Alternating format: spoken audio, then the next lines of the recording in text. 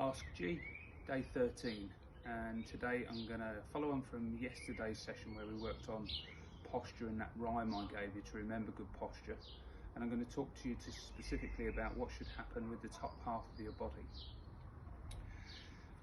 So the principle to posture was that we bent from the waist, we flexed our knees and we hung our arms into the space provided.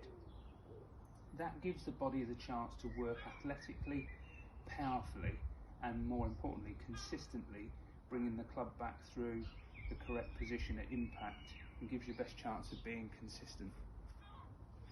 One of the things I want to clear up right now is I don't want you to get hung up about positions at the top of the backswing. There's far too much emphasis given to the right position. Well, if you looked at maybe even the top 10 players in the world, and I'm sure you do look at other things online, if you looked at all the positions of the top players at the top of their backswing, if you looked at the top 10, you'd probably find 5 or 6 different variations.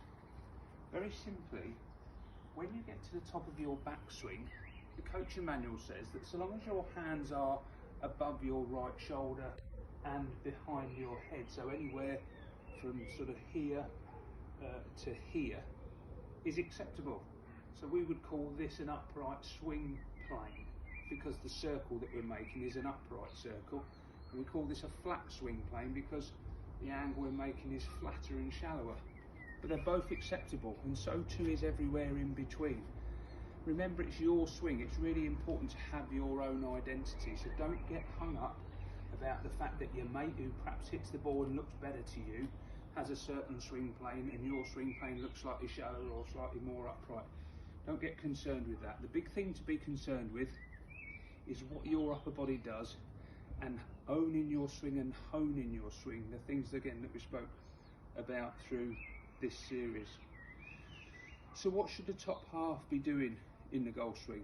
Well, basically the principle to the swing, and we can go back to those exercises that we did right back in session 1, the principle to the golf swing and the body in the golf swing is that we're trying to coil the top half of our body against the resistance of the bottom half. A little bit like a discus thrower who winds himself up and launches the discus as far as they can. We're trying to rotate our upper body against the resistance of the lower body, and we'll come on to the lower body a little bit more tomorrow. I want to take you back to session 1 and those exercises we did where we worked on this rotation, and in particular trying to get one of the other things I've mentioned through this series is turning our back to face the target. If we can get our shoulders to turn completely through 90 degrees ultimately, then we're making a backswing as big as we possibly can or need to. The other thing that I want to emphasise is that it's really important to retain the posture throughout the whole of the swing. If we could imagine taking the flesh off the bones right now and just being left here with the skeleton, can you imagine the line down my back? Watch how, as I make my backswing movement, that line retains its angle throughout the movement to get the club into the top of the backswing, into the same position that it started in at the moment of impact, and all the way through into my finish at the end of my golf swing, which we've mentioned holding for 3 seconds. The retention of that spinal angle is extremely important in the golf swing, and it's that you can look at on the top class players as to one of the major reasons why they are as good as they are. When you're looking at the top players, as I said, you're bound to do, we should all be watching people preparing for the Masters right now. When you look at those top players, I always say to my pupils, it's the things that they all do the same that we need to do. The things they all do differently are the things that we can have our own identity to and our own preference for.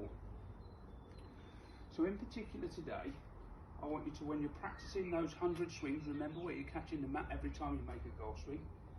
Focus on your posture, the upper half of your body, the spinal angle retaining itself, so that at the top of the backswing it's in the same position as it was, the angle's the same as it was at the beginning.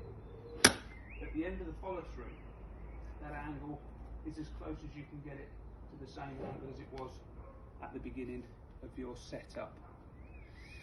There's lesson 13. Tomorrow I'll talk to you about your bottom half. Thank you very much.